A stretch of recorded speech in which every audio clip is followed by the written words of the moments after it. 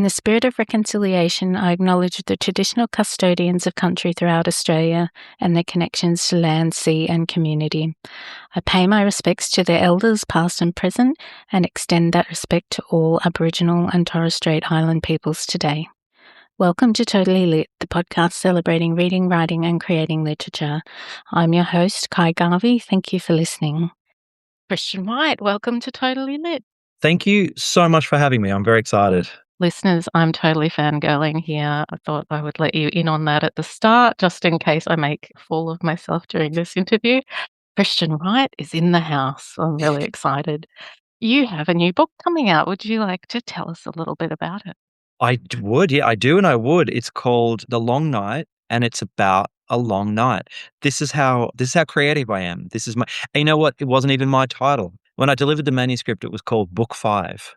But my publisher said, you probably come up with a better title. So it's called The Long Night. This is at the very beginning of my publicity tour. So I'm still getting the hang of pitching this without actually giving away any secrets. So I'm going to be super vague, but it's about a woman, a 19-year-old woman who gets kidnapped, and about a mother trying to rescue her. And it all takes place over a single night. Okay. See how brief that was? And that was very brief. Didn't actually really tell you anything. Excellent. So we can finish the podcast now. That's it. It's over. It's funny because when my last book was coming out, The Ledge, it was about a month or two out from release, and they said, "What's it about?" And I panicked, and I just lied. I just lied to them because I was so worried that I'd give something away. So at least I'm not lying to you. Now, the Ledge, I have had guests on my podcast when I've said, what are they reading? They have mentioned Christian White, The Ledge. So you have made impact in the Australian literary scene, obviously, as other writers are definitely reading your work. So that even actually my last episode with Carla Salmon, she mentioned The Ledge as something that both her and her husband had enjoyed together. Love so that. what are the odds? And I messaged Carla and said, keep manifesting guests for me. I don't know how that happened, that you mentioned Christian White and he is my next guest. So. Yeah, well, I've been reading Stephen King. King. Amazing. I'm Thank putting you. that out into my, so that's your next guest, right? Oh my goodness, can you imagine interviewing Stephen King? He would definitely have me on my toes. So you are not only a novelist, but you are also a screenwriter. Yes. So you've worked on some amazing pieces of work, clickbait, it's cool. How do you find the different genres in terms of writing long form pieces of work, but then also writing scripts as well? In some ways, they really speak to each other and inform the other. So I think on the page, it helps that my when I write books, I write in a pretty visual kind of cinematic style because that's sort of what I do in screenplays. And I think when you write a screenplay, every single word has to earn its place. Not even just dialogue, but every moment, because everything costs money. Everything you sort of write to a budget, all of that sort of stuff, which teaches you to be very brutal with, I'm so good at killing my darlings. I just murder them without any sort of guilt because you kind of have to in film. So that helps, going back and forth. And also just, you have to, when you're writing a script, you have to be economic with the way you tell a story. And it needs to, ideally every single scene should progress the plot in some way and the character in some way. And if it doesn't do those two things, or at least one of those things, usually I'll cut it. So they really speak to each other in that way. They're also they're both sort of collaborative. I mean, they're both very collaborative, but in comparison to one another, it's pretty extreme. So the book, you write a book and you have a publisher and an editor or a handful of editors around you. So it's very collaborative in that sense, but you are very much the kind of the captain, for better or worse. Whereas when you're writing a script, this is going to sound cynical, and I don't mean it to sound cynical, but you're part of a bigger machine. Mm-hmm. That there's cast and there's the director and there's heads of department and there's the studio and all of that sort of stuff. So you're part of this thing, and when you put out a product, when you put out a book, it's very much more, it's closer to you, I suppose. And so it's hard not to be more emotionally connected to that. But it has the advantage of, if a book comes out and someone hates it, you can't hide anywhere. But if I write a show or a film and someone hates it, I've got so many people to blame. I just like, yeah, I know it wasn't me. I wrote all the best bits. Everything you don't like about it was someone else. So it does have that.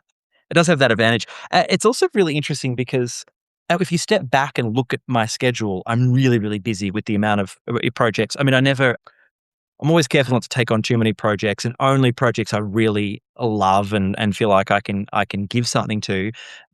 But you still look at that, and it's still quite a bit. And it's funny because day to day, it doesn't feel like that because I might be writing, you know, a book on a Monday and a Tuesday, and I'll jump to a TV script on a Wednesday, Thursday, and it never feels like additional work. It feels so different. So it kind of, I think it's, even though I've got a lot on, it feels very, I don't know, it stops things from getting, I don't know, predictable and stale, I guess. Yeah.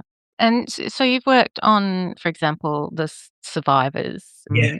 What sort of experience is that like when you're writing a script for another author's work? That was a big one for me because, I know Jane Harper just a little bit from doing events and things like that, and who wrote Survivors, which is what the show was adapted from. And I actually, when I've told her this, it's sort of embarrassing, but I really, I just tried to follow her career. So she won the VPLA's, the Victorian Premier's Award for an unpublished manuscript with The Dry. And so I just did the same thing. I just entered the same thing and I ended up winning, and I really followed. And I think that, Australian crime has always been around, and there's always been great writers like Gary Disher has been writing forever. But Jane Harper, I think, gave that whole Australian crime genre a huge injection, and then now suddenly it's blown up. But it wasn't like that, 10 years ago.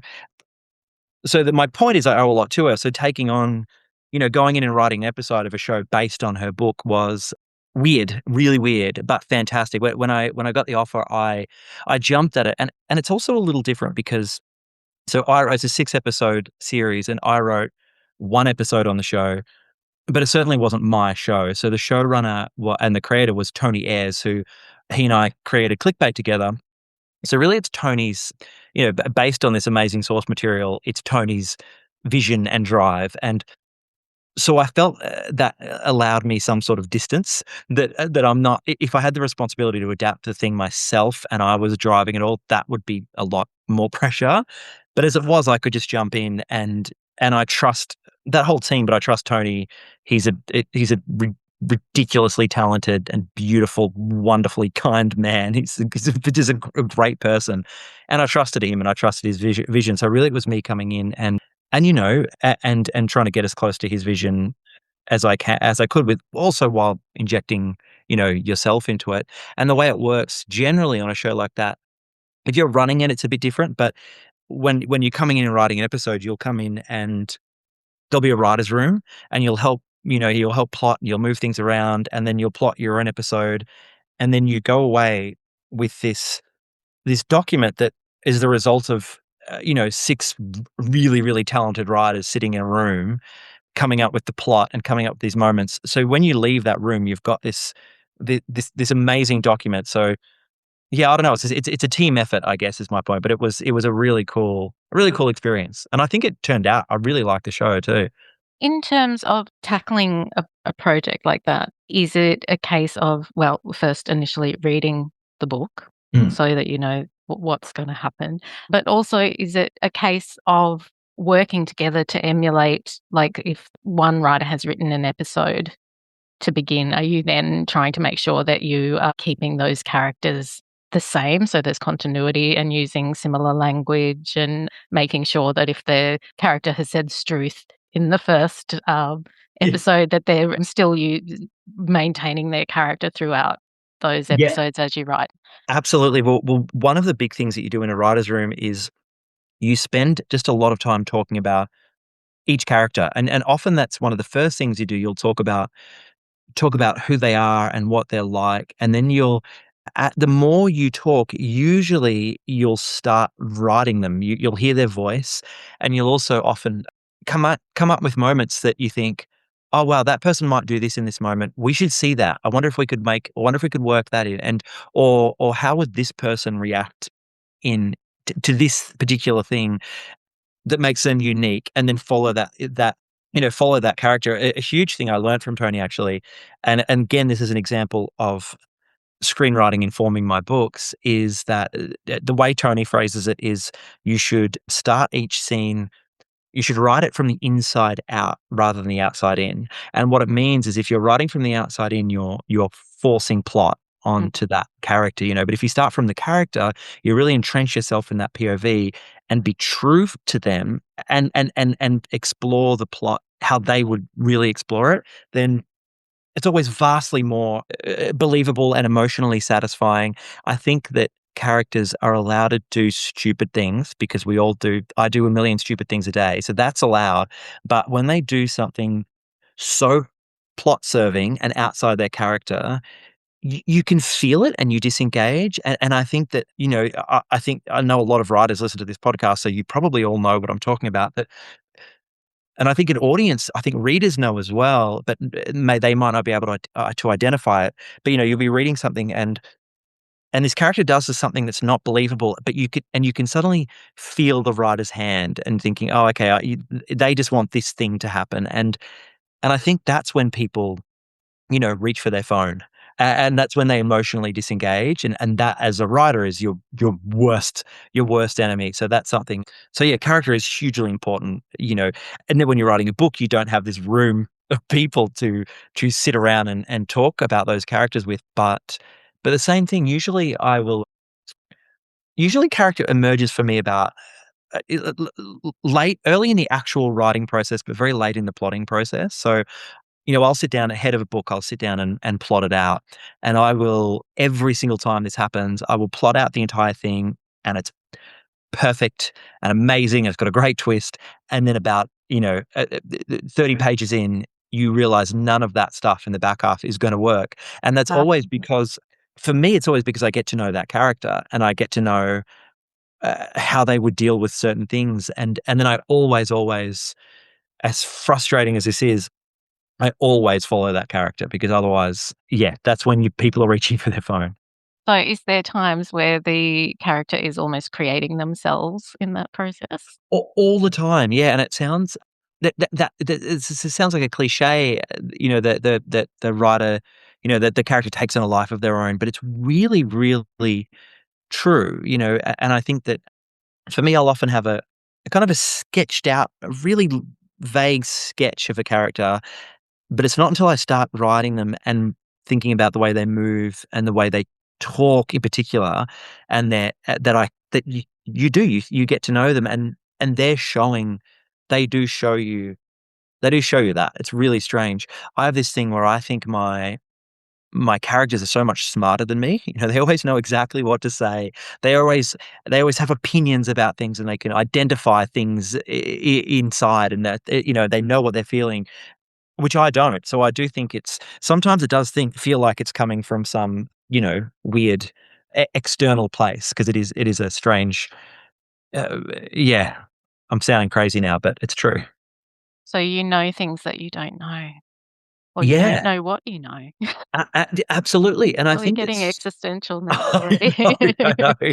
But I think so much of writing is that, but trusting that process. So the way I think of it is this, all of your experiences and good times and bad times and trauma and all of that sort of stuff go into this big bowl of soup, and when you write, you're just kind of putting pinpricks in the bottom of that bowl and holding it over the paper. It's just like little bits of pouring out, and you don't really know.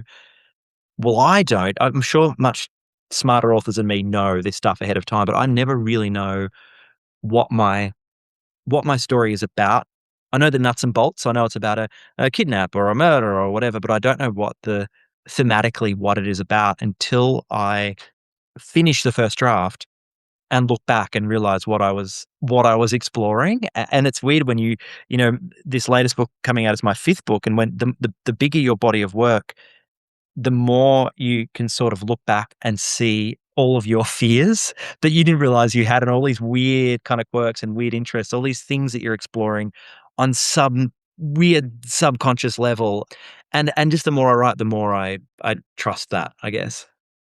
Can you tell me what it feels like in the for instance, the first time I saw a piece of my work like typeset and ready to be published, like that was the most beautiful thing I had ever seen. Yeah. And when I have a picture book, so when my first picture book, I held that in my hands, I was like, "Oh, this is so exciting."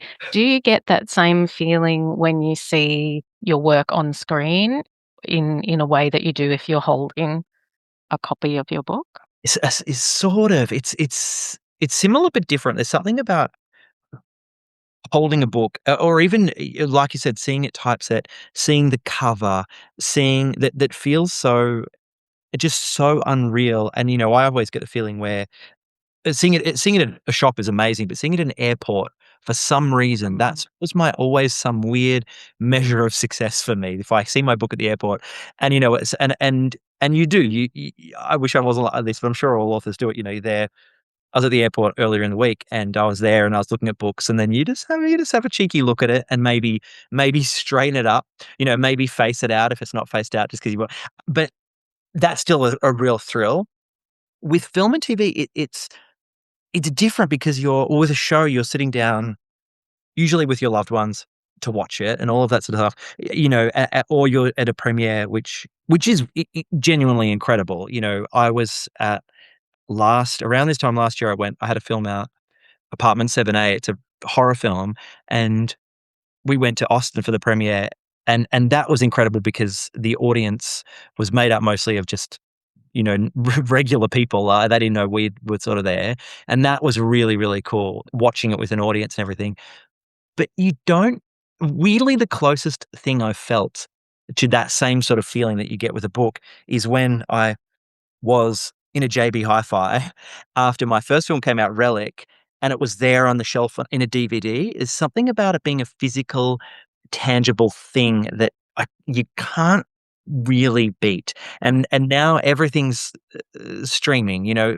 People say, "Oh, where can I watch this?" And I just name streamers. And there's something incredible about that. The amount of content is amazing, and it's really good time for creators and screenwriters and everything. But there's something about that tangible, that DVD or the actual book that you can't beat. And yeah, it's weird. It is a great feeling though, isn't it, when you see those pages come through? Yes. It's amazing. I don't know what it is about, especially the typeset page of your own Mm. work. It's thrilling. It's It reads better too. Suddenly, it's a yeah, better book. You read it as a word. I don't know what you work in, and I know a lot of the proper, the young, well, I don't know if they're young. A lot of writers are using Scrivener now. yeah. I still use Microsoft Word. So mine's just this Mm. ugly Microsoft Word Times New Roman I doc. still use Word. Oh, good. I'm not alone. And it looks so ugly. And you read a sentence and it's not a good sentence, but seeing it typeset, it's magic. Yeah. All of a sudden you think, "Oh, Transform. I guess this is a book." Yeah. Mm. It's funny because sometimes when I'm proofing something, I will save it as a PDF or I'll print it just so I can't edit on the go, and sometimes that helps. You read it in a different way, I Mm. think. But yeah, typeset is the best. Now, you are writing like some quite intense, sometimes scary, horrific things. How are you feeling in the moment when you're creating that? Do you get into the zone? Yeah, Do you have difficulty I disconnecting? I really, really creep myself out a lot, but often it's definitely when I'm writing creepy scenes, but usually it's when I'm just kinda sitting quietly. I rent an office near the house, and just to sort of separate those worlds, and there's an armchair that kinda looks out on these pine trees, and I'll just sit there staring at these pine trees, and it's when I'm sort of figuring out story stuff in my head, and that's when I really, really creep myself out. And actually often I will be, sitting at home in a really well-lit chair, drinking a cup of tea, and my wife will come in to ask me something trivial, and she'll say, "Hey, do you want something?" And I'll go, and she's forever telling me, "Oh," because then I'll scare her, so she's, "Oh god, I thought something." So I do live when I'm working, I do live in this world of, this kind of, I creep myself out. But there's also something weirdly, I think, cathartic about working with such, with such dark subject matter. You kind of feel like yeah, it's intense, but you can control it, and actually you can push it a bit further and push it a bit further, and I always love in the scene when I'm on the page, challenging myself to push it just a little bit further, make it a little bit more tense, make it a little bit worse for the character, to the point where I'll push them to a place where I'm not really sure yet how they're gonna get out of this, but that's a good challenge. But then, you know, I also sleep really well. Then I think working through that stuff, means that you kinda get it all out on the Right. page. I Okay. think, yeah. I was talking to someone just recently about this, and it's quite a well-known thing that within the Australian book world, crime writers, and I'm not just saying that, maybe people are telling me this because I am one, but everyone says we're the nicest group. We all love each other, we're all super supportive. We're sort of egoless. If one person succeeds, we all get happy, whereas other genres aren't like that. I'm told the romance people, it's a bit clicky, literary fiction types are different. But I think the reason we are so just nice is because we get it all out on the page. Remember, I don't know if it was in the movie or not, but the book, it might have been in the movie as well, Fight Club, the Chuck Palahniuk book from years and years ago. I remember this really interesting detail where, you know, if you haven't read it or seen the movie, you should. It's amazing. But, there's these men getting together and fighting each other, beating the crap out of each other. And one of the things that happens is, it describes this man leaving Fight Club, and then he never goes over the speed limit. He stops at every traffic. He doesn't care if someone cuts him off in traffic. He's really chilled, and I think it's because that they get it all out by beating each other up. And I think it's a similar thing. You kind of, you go to these intense, dark, horrific places that you kind of purge it all. You get it all out. So if someone cuts me off now, I'm like, oh, it's no big deal. It's fine. Heard it here, folks. Christian White sleeps well at night. There you go. Exactly. The occasional nightmare. And in terms of preparation for writing work like you do, has it just been like a life of consumption of that kind Mm. of genre to prepare you for writing this style of work, or has it been something you've had to learn and craft? It's something it actually took me a while to get to the thriller horror space. I always consumed it, but I always thought though I actually thought I wouldn't be smart enough to write a mystery.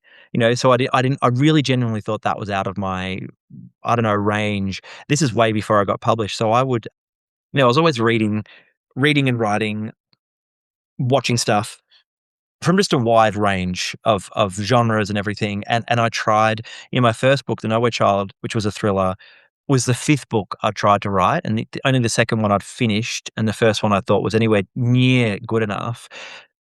And it was really the first proper thriller that I'd attempted. So before that, I'd tried, so embarrassing. I tried literary fiction and comedy and sci-fi, and you could go back and read it and know exactly who I was reading at that time, because I was just kind of copying and finding my way. Kurt Vonnegut. I wrote a book that I was trying to be Kurt Vonnegut, and then I was trying to be someone else, and I think it wasn't until I, wrote for years and years and found my own voice. But even then, it was this step further, because even when I'd found a voice, I still had to try out a thriller, and I don't know why. I liked consuming them, and maybe that's why I didn't attempt them. But as soon as I dipped my toe into that genre, that's when everything changed. I got my first within a year. My first show was sort of picked up, and and the book and my film, all, the film was a horror, the other two were thrillers. And as soon as that happened, which in retrospect is so obvious, to lean into the genre that I enjoy, that's when everything started to change. So weirdly, it took me a long time to find myself, I suppose, but yeah, got there eventually. And do you want to take me back to like when you first decided to be a writer? Like, did you have like a moment where it was like, I'm going to try and do this as a real gig? Yeah, I was 17. I was in high school, and I did very poorly in high school. I recently looked at my reports. My mum cleaned out her little basement area, and we all got a box, all the kids, and I read my old reports, and they were horrific. But I always did good in subjects that I really liked, and literature was one of those subjects.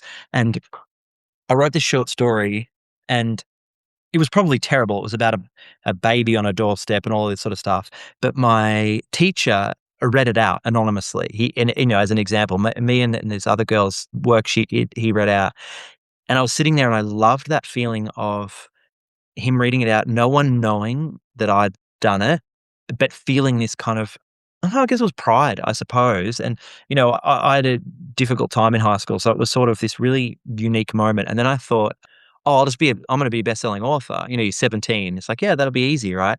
And then I set myself a limit. I said I'd be 25. I'm going to be a best-selling author by 25, and if not, that seems so old. At 17, that seemed like a real grown up, Yeah. and that blew past. I think the plan was, I'll go to uni, I'll get some sort of backup career, but I just never ever did, and I just kept working casual jobs, just kept writing, and just writing for the joy of writing. Of course I wanted to be a writer, but somewhere along the way, probably, you know, beyond 25 had come and gone, 30 had come and gone, and and it just occurred to me that, it's okay if I never get published. Obviously, I want to, and I'd love to do this every day, and I try to manifest the life I actually have now. But I also thought, the reason I write, the drive is this just obsessive joy I have for the craft and for structure and or it's just this joy that comes from working and thinking about it and thinking about, you know oh, what's the midpoint of this movie? I'd like to I like to pause it. Where are we in the movie? Oh, okay, we're at the end of act one. That's an interesting. I love all that stuff so much. So I think just about making a decision just to really focus on the joy of it, and really just, that's kind of what I did. And then I did that for a long, long time without showing anyone anything. And then, yeah, I was 30, 36, 37 when I thought, "Oh, okay, I've got to actually, I'm ready to start showing people my things." And then, that sounded creepy, showing people my written work. And then, yeah, then it happened for me, I guess. I forgot your question. I don't even know if I answered it. We've got off track maybe, but that's okay, 'cause I I do that. always I have a have tendency more to do more that. questions. In terms of when you decided to, like, diversify and try new styles of writing in terms of, "Okay, I've written a novel that's been published, I'd like to try a screenplay now." Mm. Was that like a plan of attack, or was it a case of somebody suggesting or mentoring you to move into that kind of world? Or was it, even like a business decision about what you wanted to do with your career? Yeah, it just sort of happened. The universe kind of just, took the decision out of my hands. So back in, oh, I don't know, a long time ago, I was fired. I was working with my wife at this job, and we were fired, and it was all my fault. I wanted to see one of the Christopher Nolan Batman films. I wanted to see it at midnight, right? And my wife was like, "That's crazy. Can't wait to see it tomorrow on a Thursday. It's 7 p.m. like normal people." And the way I convinced her to do it was, I said, we had this old punch in, punch out system. And I said, "I'll go in and you have a sleep in. We'll do the midnight show. You sleep in and I'll punch in your time card." Oh, no. And we got busted and fired. It was the worst thing. We were carrying our little, it was a cliche, the boxes of our belongings home. And we were just talking about what now. And I'd always been writing, but I thought, I can continue working casual jobs, or I can try to get serious. And with my now wife, she was my then girlfriend. I don't know why she stayed with me after that, but somehow she did. And she kind of She's gotta convinced me to. understand the passion for Batman. Oh, exactly. I think I think that's what she saw. Um, My husband loves Batman. We have oh, a you were whole probably at the midnight show house too. full of he's a comic book collector and has his own podcasts on comics. So, Oh, I brilliant. Okay, I'm gonna understand, listen to that. yes, Yeah, someone wanting to go to something at midnight exactly. as Good. part of the experience. Exactly, and that led me to, this this crossroads moment where I was either gonna go to the next boring job, which I mean, if I had to as well, or I could really, focus on writing, and screenwriting seemed like I'd been obsessed with TV and movies, but also reading scripts. I've been reading scripts forever. I've been writing scripts as well. I just sort of loved every kind of sort of story I could, every kind of form I could experiment with and play with. So I went to RMIT in Melbourne to study screenwriting, and I dropped out after 1 year. It was only a 2-year course, but it was because I'd started to get little nibbles and things like that, and then so really I was just kind of doing both. We'd got a little bit of a traction on what would end up being clickbait. That was kind of happening. I'd be doing a few short films, writing short films, and then I tried my hand at this book, and I kind of thought whatever struck, I would follow, and they just both struck, and so, you know, at various times, I've been working. I'm 40. What am I now? 44. I've been working full time as a writer since 37, ish, and over that time, I've often thought, "Oh, I'm just gonna write books. Oh, I'm just gonna write scripts," but I just keep it just keeps I just keep getting these opportunities, and so now I'm just sort of it's this there's no strategy to it. I just work in both and do stuff that I like, and and it works out really well. And I think a lot of other authors are trying to get into screenwriting because it allows you just to tell stories in a different way. It's financially, it's really good and all of that sort of stuff. So I think it really works as a model. Working in both in both worlds is really it works really well as a writer because you can kind of it's a income, lifestyle, everything you can do. So if I was a budding writer, I probably would plan to do it now, knowing what I know now. But for me, it was just a very happy accident.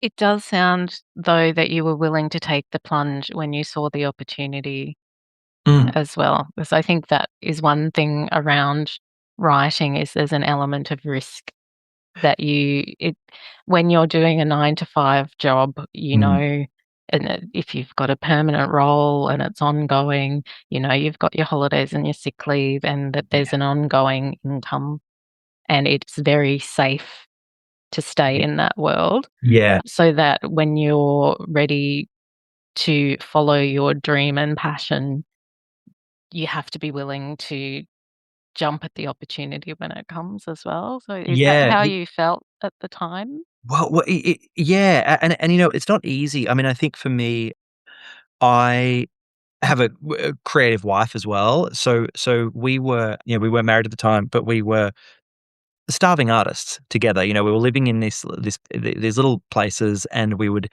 budget for just enough to survive, really. And then we'd both be working bits and pieces, but because we both had that really creative drive, it was actually really easy to kind of prioritize that then. I think it surprised us both that it was me who kind of struck first because I was really bad at showing my stuff to anyone. So for me, it was sort of that was I had the support of my partner, but also I guess it's ego as well. I guess it's this kind of I had enough ego to think I could do it, and I really, really wanted to do it.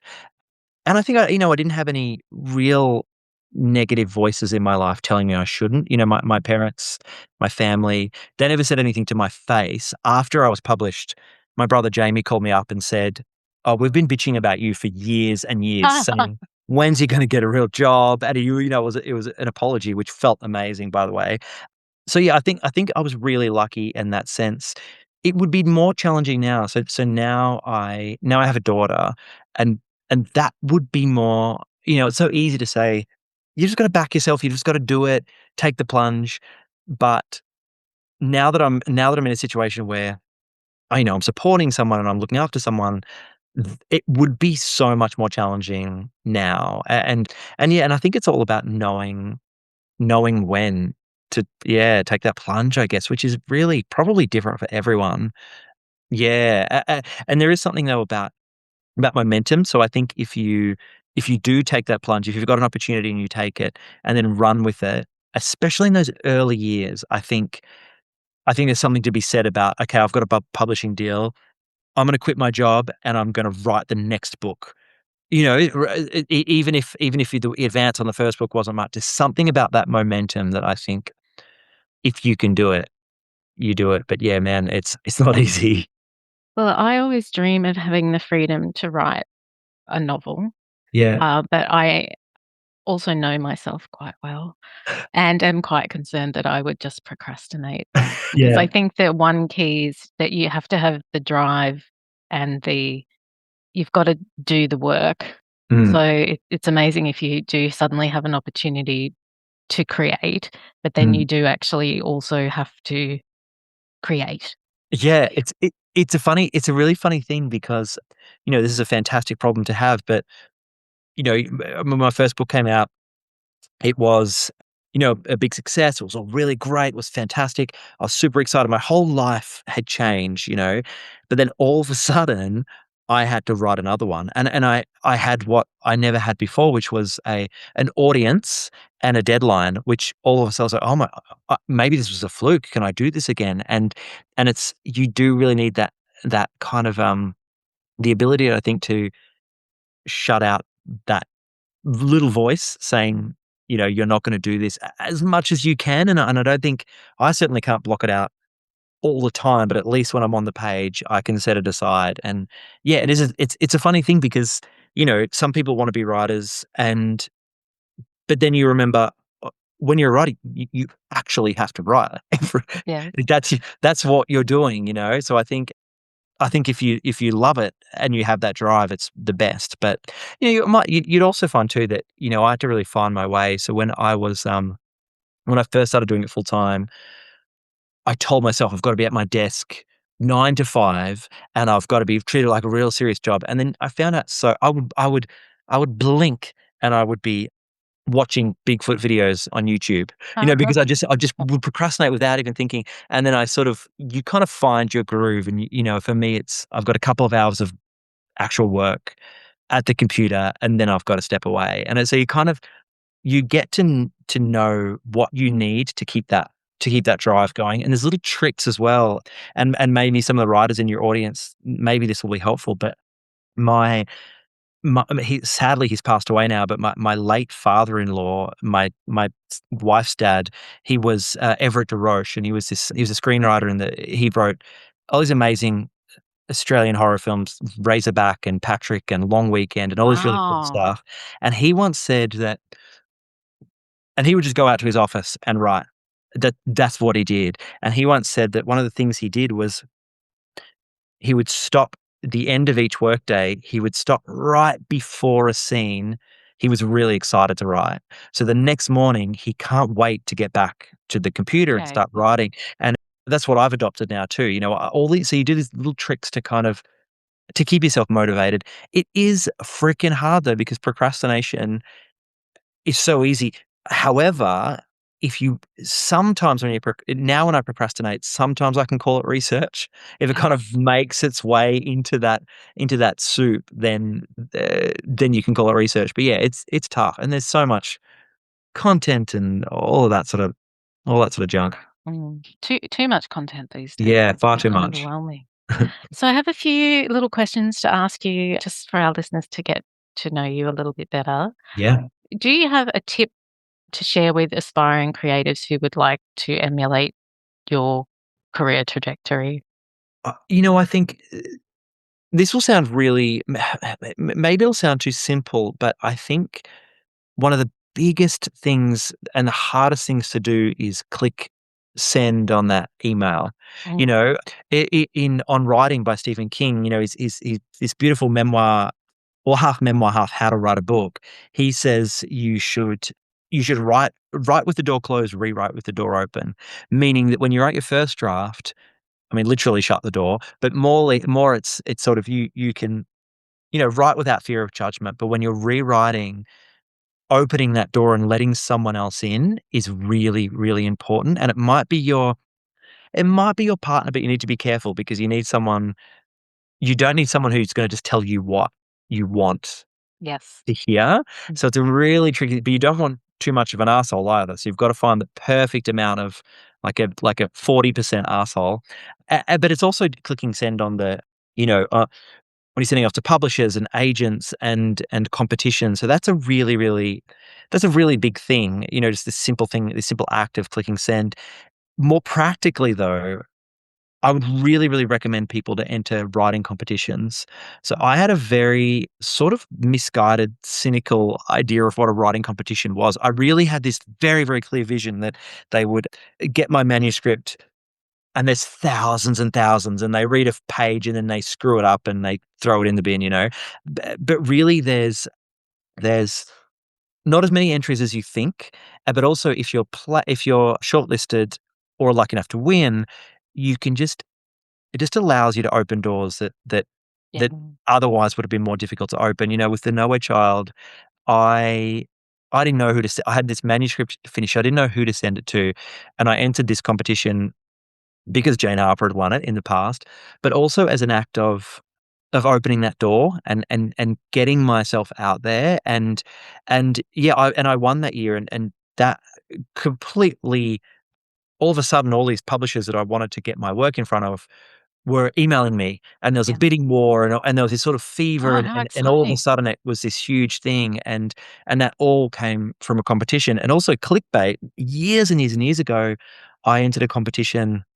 God, it would have been 2013, 2014, and it was a write a pilot, make up a show and write the pilot for the Australian Writers Guild, and I won that. And one of the the prizes was you got to go and have a meeting with Matchbox Pictures, and at the time, that's where Tony Ayres was, and that's how I met Tony. And then years later, we ended up, we had a Netflix show, and really that started. I wouldn't have known him if not for that competition. So I really, really think competitions are the way to go. And just to bang on about competitions a little bit more, they usually come with a deadline. So Yes. that you've got to have it in by November 2nd. You've got to have it in. You can't proof your manuscript anymore. You've got to send the thing off. So yeah, I would really recommend all of that. Somewhere in there, hopefully there's some good advice. Definitely. Well, also, when you enter those competitions, you don't have to win for there to be impact as well, Mm. because there's often times where someone will read your work from that competition and it can lead to a publishing contract or those Constantly. connections. Yeah. Yeah, you hear about this stuff all the time, and just shortlist honorable mentions, but also you will. I know an author. Just recently, I was talking about an author who had been judging a competition, and someone didn't win, but they loved this piece so much that they emailed the person. They struck up a relationship, and now they're sort of trying to, he's trying to mentor her, and so it's really. Yeah, really, really good just to get your stuff. It's hard getting your stuff out there, but Mm. it's a good place to start. And can you tell me one surprising thing about yourself that readers and other writers may not know about you? I can. This is this weirdest thing. This is gonna change everyone's opinion. If you like me now, you won't in 30 seconds.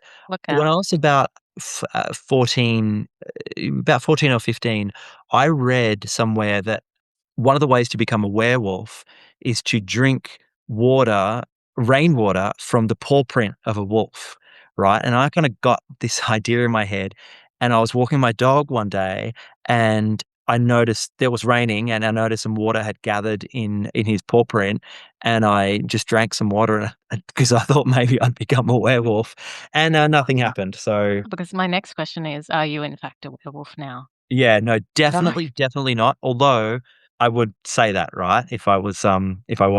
So, armed with silver bullets if Mm. you're hanging out with Christian White, just in case? Didn't get sick or anything? No, You're believe it or not. okay? No, no, and that it really is just one in a item in a long list of peculiar things I did as a kid and still continue to do. But no, I didn't get sick. Maybe that's why. Maybe it's, they say to eat dirt and you Yeah, and you yeah. get healthy.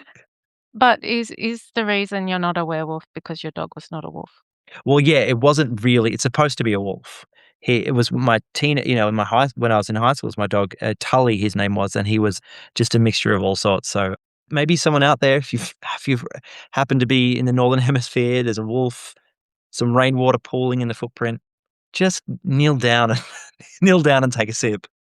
Has that event made it into any of your work?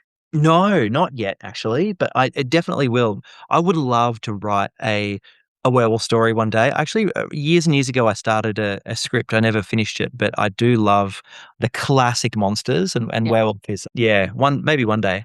amazing. And now I'm gonna turn the questions over to you for you to ask me a question. I know I love this, and before we started recording, you basically said how much you hate this part. It's so good though, because when I listen to podcasts, all my favorite podcasts, any little nugget of information about the podcaster's life is really interesting. So I think this bit's good. If you could have written any book ever in existence, what would it have been and why? Is it because it's a great book, or is it because it's Da Vinci Code and made millions of dollars? What would that be there? Well, I do really love Playing Beatty Bo by Bruce Park. I Oh, would yeah. like to write something in that vein myself at I'm some ashamed to say point. I've not read it. I'm gonna write it Uh, down.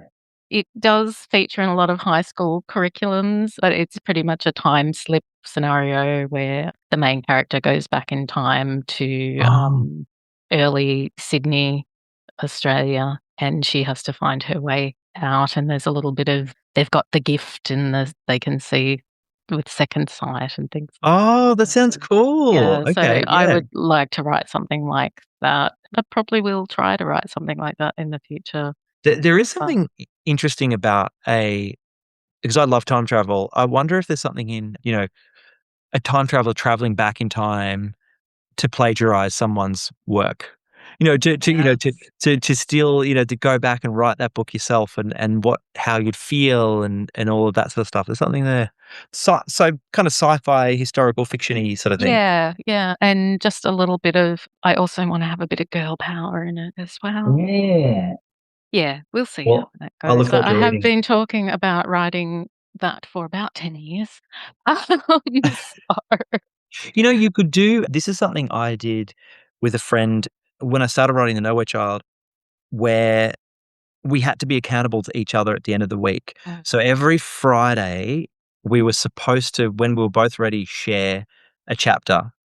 It never, ever happened. He never wrote anything. But for me, and I never shared anything because he hadn't written it yet. Yeah. But for me, it was so good because I had somewhat this sort of driving thing that I know I have to do it. I have to get it ready for Friday. I have to get it ready for Friday. So maybe there's something you could do with your listeners, and that hold you accountable. Yeah, I think I really do need to, yeah, face the music because I even have in my alarm on my phone writing time Oh, that's set, good. except I hit snooze. I'm like, "Oh, no, Yeah, I'm too busy for that at the moment. I haven't got time." So I have attempted some ways to overcome that issue, yeah. but I don't know how I have a podcast or a published book at all. You're doing something right. Something is happening. So, yeah, it is interesting how much you can squeeze into the cracks when you wanna do something. Yeah, Um, one day. but if we ever cross paths, Christian, it would be wonderful if I can say, "I've written it. We It's absolutely will cross done." paths again, and I look forward to that. Yeah, I look forward to I'll blurb it. I'll oh, make me an early reader. Amazing. And now your book is about to come out on the 28th of October. What are you Yes. doing are you launching it? Are you touring around? I'm What's the doing thing? I'm doing the launch right at the end. It could not be closer to my house. Right at the end of my street, there's a little pub, and I'm doing a launch there, and then I'm doing a bit of a tour through November. Mostly, sort of basically just came off a tour last year for the Ledge, so which I went all around the country. This year, it'll be a little bit more low key. I'll be doing Victorian stuff, New South Wales stuff, and that's about it so far. But I would like to say look at my social media for details. I don't have social media, but you could look up my publishers are Firm Press and Simon Schuster, so that will have stuff on there if you want to come and God knows why, but if you want to come along to one of those events. But yeah, now the publicity, now the touring stuff begins. Which actually, as I know your audience is full of writers, so you'll all know this is the hard part. Ri Yes, no one tells you what about makes that. you what draws one to write a book is not does not necessarily make them good at, going and talking to people, but it's really, really fun. It's a really cool, yeah, it's a fun part of the job, and yeah, I'll sort of tools down for a bit and just go and just fly around and meet people. It's good. Yeah, just enjoy Mm. and socialize, have a few beers at the pub. I will. Now that you've told me to do that, absolutely, I'll Yeah, justify it. permission. Thank you. Yeah. Amazing. Well, thank you so much for joining me, Christian. It's been wonderful to chat and get a bit of an insight into your writing career, and you're welcome anytime. Well, thank you so much for having me. I'll have to hurry up and write another book so I can come back. No pressure.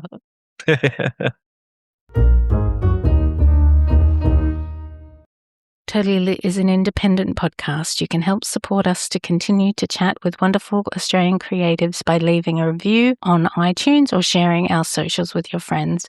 You can also make a contribution at www.buymeacoffee.com/totallylit. This will also help with equipment and podcasting platform fees.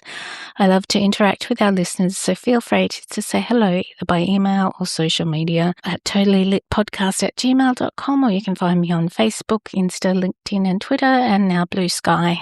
I've also created a group on Facebook called the Totally Lit Writing Community. It's a space to continue the conversation and share your writing successes, events, launches, and latest projects. Jump into the group and say hello. Thank you for listening to Totally Lit, and don't forget to go out into the world to read, write, create, ignite.